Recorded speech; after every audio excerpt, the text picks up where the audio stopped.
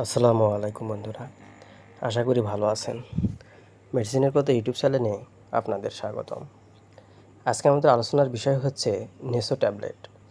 আজকে আমরা নেসো ট্যাবলেট সম্পর্কে বিস্তারিত জানব। এর কাজ কী, এর ব্যবহার এবং এটি কোন কোম্পানির ওষুধ সে সম্পর্কে বিস্তারিত জানব। তো বন্ধুরা, চলুন শুরু করা যাক।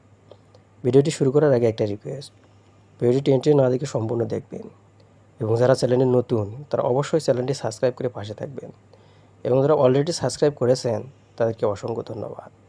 এছাড়াও আপনি খাচ্ছেন এমন কোনো ঔষধ সম্পর্কে জানতে কমেন্ট করুন।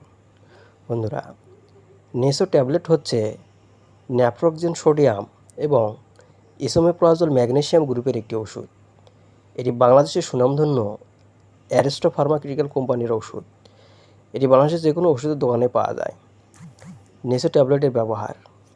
নেসো ট্যাবলেট সাধারণত অস্টিও আর্থাইটিস, রিউমেটিক আর্থাইটিস অর্থাৎ হাড় ক্ষয়ে যাওয়া রোধে, গিরায় ব্যথা, পেশিতে ব্যথা, জয়েন্টে ব্যথা ইত্যাদিতে ব্যবহার করা হয়ে থাকে।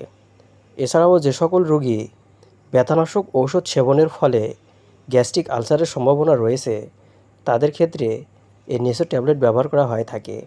এক কথায় আপনি বিভিন্ন ব্যথার জন্য এবং আঘাতজনিত ব্যথার জন্য এই নেসো ট্যাবলেটটি ব্যবহার করতে পারেন। এই নেসো ট্যাবলেটের মাত্রা ও সেবনবিধি। প্রাপ্তবয়স্ক 375 mg এবং 20 মিলিগ্রাম অথবা 500 এবং 20 মিলিগ্রাম একটি করে ট্যাবলেট দিনে 2 বার সেবন করতে হবে এবং 12 বছর এবং তার ঊর্ধ্বে রোগীদের জন্য ওজন 50 কেজির ঊর্ধ্বে হলে 375 mg অথবা 20 মিলিগ্রাম অথবা 500 মিলি একটি করে ট্যাবলেট দিনে 2 বার এবং 30 কেজির নিচে হলে 50 কেজির নিচে 30 থেকে 50 কেজির নিচে 375 এবং 20 মিলিগ্রাম ট্যাবলেট একটি করে দিনে 2 বার এবং এটি অবশ্যই 12 বছরের উপরে শিশুদের জন্য ব্যবহার করতে হবে। সেবনবিধি। ট্যাবলেটটি ভাঙ্গা, চোষা, চিবানো অথবা দ্রবীভূত করা যাবে না। ইয়া খাবারের অন্তত 30 মিনিট পূর্বে সেবন করতে হবে। প্রতিনির্দেশনা। এই ট্যাবলেটের যে কোনো উপাদানের প্রতি অতি সংবেদনশীলতা যাদের আছে সে সকল রোগীদের ক্ষেত্রে এটি ব্যবহার করা যাবে না। পার্শ্ব প্রতিক্রিয়া। সাধারণত এই প্রিপারেশনটি শোষণীয়।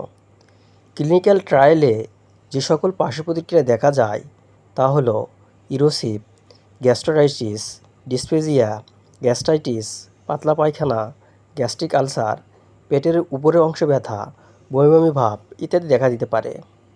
গর্ভাবস্থা এবং স্তন্যদানকালে নেসো ট্যাবলেট ব্যবহার করা যাবে কি না। Pregnancy category C. গর্ভাবস্থার শেষের দিকে এটি ব্যবহার করা ঠিক নয়, কারণ এটি ডাক্টার্স আর্টেরিওসিস পরিণত বন্ধের কারণ হতে পারে এবং এটি ন্যাপ্রোক্সেনের উপাদান থাকার জন্য স্তন্যদানকালে মায়েদের এটি ব্যবহার করা যাবে না। তো বন্ধুরা, এই ছিল নেসো ট্যাবলেট সম্পর্কে আজকের ধারণা। ভিডিওটি ভালো লাগলে লাইক, কমেন্ট এবং সাবস্ক্রাইব করতে ভুলবেন না।